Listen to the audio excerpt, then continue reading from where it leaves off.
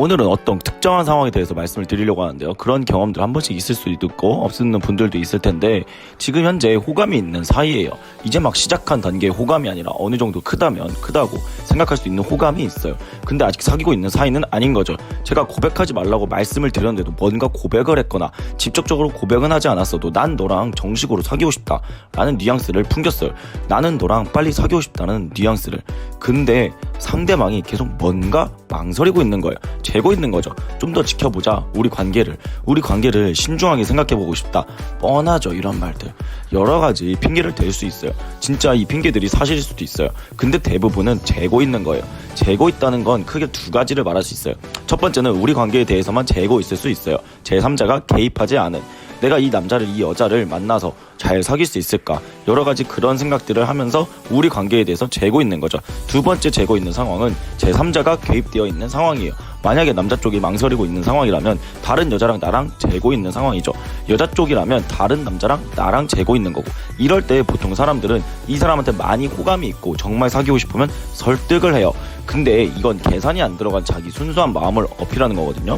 근데 남녀 간의 관계는 처음부터 끝까지 전략이라고 했잖아요. 이런 진심, 순수한 마음 가지고는 슬프게도 통하지 않는 경우가 많아요. 그래서 전략적으로 다가가야 하는데 이럴 때는 설득하지 말고요. 그냥 빠지세요. 무슨 말이냐면 자꾸 설득하려고 들면 이미 잡힌 물고기가 되는 거예요. 신경이 쓰이지 않고 더 다른 데에 눈을 돌리려고 한단 말이에요.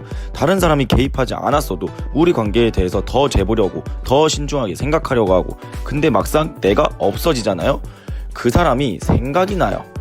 이게 이런 심리랑 똑같은 거예요. 어린아이가 장난감 몇 개를 가지고 있어요. 어떤 한 장난감이 내가 제일 좋아하는 장난감은 아닌데 그래서 대부분 장난감들과 비슷하다고 생각했고 그래서 별로 신경 쓰지는 않았어요. 근데 이 장난감을 한번 뺏어봤어요.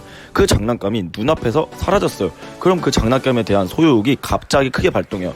내 손 안에 있었는데 없어지니까. 사람은 무언가를 새롭게 얻으려고 많이 노력하지만 내가 이미 내 손 안에 가지고 있는 것을 잃지 않기 위해서 손에 꽉 쥐려고 하는 심리도 강하게 나타나거든요.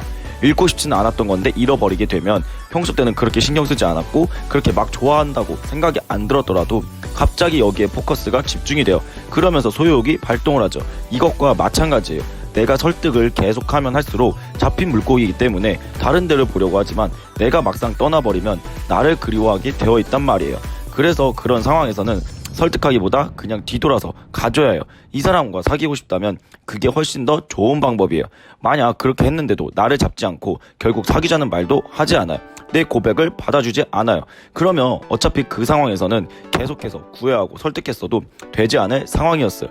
그리고 만약 그렇게 계속해서 설득해서 사귀게 된다 하더라도 어차피 의미 없는 만남일 가능성이 커요. 이미 처음부터 갑과 을이 명확하게 갈린 연애거든요. 그런 사귀고 나서고 상대방한테 을처럼 행동을 해야 되는 거야. 우선 사귀게 되면 갑과 을의 관계를 내가 바꿀 수 있다. 그 사람이 내 진심을 알아주겠다. 이렇게 생각할 수도 있어요. 실제로 그렇게 되는 경우도 있기도 하고요. 이 연애라는 게 남녀 간에 만나는 게 1+1 이처럼 공식까지 떨어지는 게 아니니까 항상 예외는 있단 말이에요. 근데 대부분 그렇게 잘 되지 않아요. 왜냐하면 그 상대방이 나쁜 사람이서가 아니라 인간의 기본적인 심리예요. 시작 자체를 상대방의 갑이고 내가 을로 시작했기 때문에 뭔가 트러블이 항상 나도 이런 마음이 자연스럽게 들 수밖에 없다고요. 너가 왜 나랑 트러블이 나? 우리 관계 자체가 너가 나를 좋아해서 시작한 관계인데 왜 트러블이 나? 내 말에 내 행동에 맞춰야지 라는 심리가 무의식적으로 발동을 할 수밖에 없어요. 그래서 사귀고 나서 각과 을의 관계를 바꿔놔야지 내 진심을 알아주겠지라는 건 굉장히 쉽지 않은 방법이에요. 그러니까 그 사람을 끊임없이 설득해서 사귀려고 하지 말고 그냥 뒤돌아서 가세요. 그게 더 훨씬 전략적으로 심리적으로 그 사람이 나를 더 쳐다보게 만드는, 소유욕을 발동시키게 만드는, 사귀고 싶게 만드는 방법입니다. 그리고 그렇게 해서 결국 안 됐을 때는 어차피 계속 설득해도 안 됐을 거다. 그리고 그렇게 설득해서 사귄다 하더라도 이미 갑과 을이 명확하게 갈린 상태에서 연애가 시작되는 것이기 때문에 내가 행복하지 않은, 사랑받지 않는 연애를 할 확률이 크다라는 거.